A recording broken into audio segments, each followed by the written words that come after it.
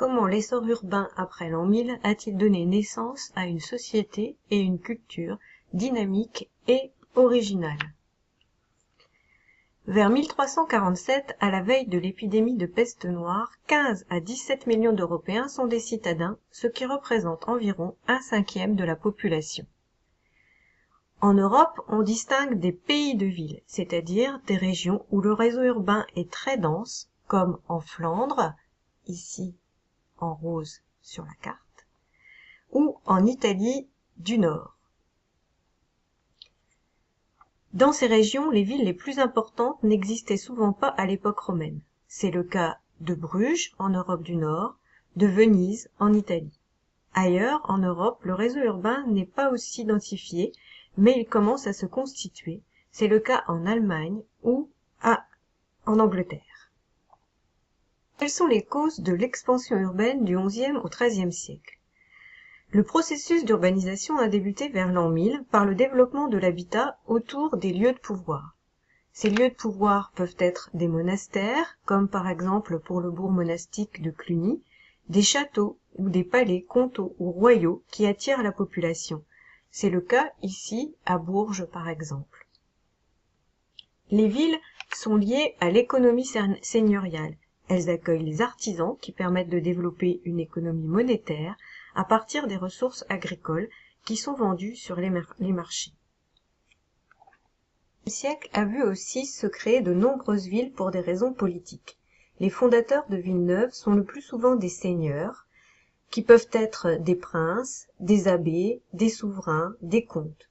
Les villes sont surtout créées en situation de front pionnier, c'est-à-dire dans des régions nouvellement défrichées et mises en culture, en position également de frontières politiques qu'il s'agit de surveiller face à des ennemis potentiels. Dans le sud-ouest de la France, les souverains anglais, français et le comte Raymond VII de Toulouse ont ainsi créé des villes identifiables par leur nom, Bastide, Villeneuve, Villefranche. Dans votre livre et sur la photographie, ici, vous pouvez retrouver l'exemple de Libourne. L'île du Moyen-Âge a avant tout une fonction économique et non plus politique, comme on a pu le voir dans l'Antiquité. La croissance urbaine a des conséquences sur le plan et l'organisation des villes. La ville se différencie de la campagne par ses murailles qui vont être élargies à plusieurs reprises. L'accroissement de la population et de la superficie de la ville reflètent son dynamisme, même si les villes du Moyen-Âge restent peu peuplées. La majorité d'entre elles comptent entre 5 000 et 10 000 habitants pour les plus grandes. Paris fait donc figure d'exception puisqu'elle atteint les 200 000 habitants au XIIIe siècle et est alors la plus grande ville médiévale en Occident. Si la muraille distingue la ville de la campagne, elle pose un certain nombre de problèmes à ses habitants. D'abord, il faut la financer, mais aussi la garder. Cette muraille est un signe de l'indépendance des citadins vis-à-vis du seigneur. Les citadins sont d'ailleurs obligés de s'organiser pour la gérer, ce qui va donner naissance au conseil de ville. Les portes des villes sont souvent très massives et fortifiées, ce qui a plutôt une valeur symbolique. Elles ont donc quelquefois été conservées, comme on peut le voir sur les différentes photographies, ici à York ou à Vézelay. À l'intérieur des murailles se déploie la ville. Le tissu urbain est plus ou moins dense. La ville comporte aussi des vergers, des jardins potagers et même des champs. Les rues sont étroites, sinueuses, rarement pavées et sombres. On ne trouve ni trottoir, ni égout souterrain, ni éclairage. Les maisons se regroupent autour de la cathédrale et près des grands édifices publics. Les constructions sont majoritairement en bois. L'insuffisance d'eau, l'exiguïté et l'enchevêtrement des rues favorisent la propagation des incendies. Ces incendies constituent avec les épidémies le plus grand danger à l'intérieur de la ville. Par exemple, dans l'année 1188, 6 grandes villes sont ravagées par le feu, Arras, Beauvais, Reims. Entre 1200 et 1225, Rouen brûle à 6 reprises. Les cathédrales en pierre ne sont pas épargnées.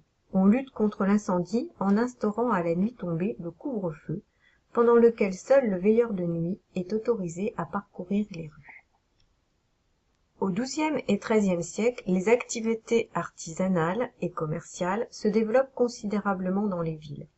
La ville est divisée en quartiers qui coïncident en général avec les métiers. On peut trouver ainsi tous les bouchers dans une même rue, les menuisiers dans une autre. Les artisans se rassemblent en associations professionnelles appelées confréries, métiers, arts ou corporations. Chaque métier dispose d'un statut organisant la profession, indiquant les conditions, les horaires de travail, garantissant la qualité des produits, les prix et dictant les règles de concurrence. Ce statut distingue 3 catégories de membres, les maîtres, les compagnons et les apprentis. Les places sont souvent le lieu du marché hebdomadaire, mais celui-ci déborde aussi dans les rues adjacentes aux places. Ce n'est pas seulement local. Il existe des villes de foire, qui sont ici en rouge sur la carte, qui vont drainer des marchands et des échanges à l'échelle de tout le continent européen. Ce sera l'objet de la suite du cours, où nous développerons les exemples des hanses et des guildes qui organisent ce commerce à l'échelle européenne.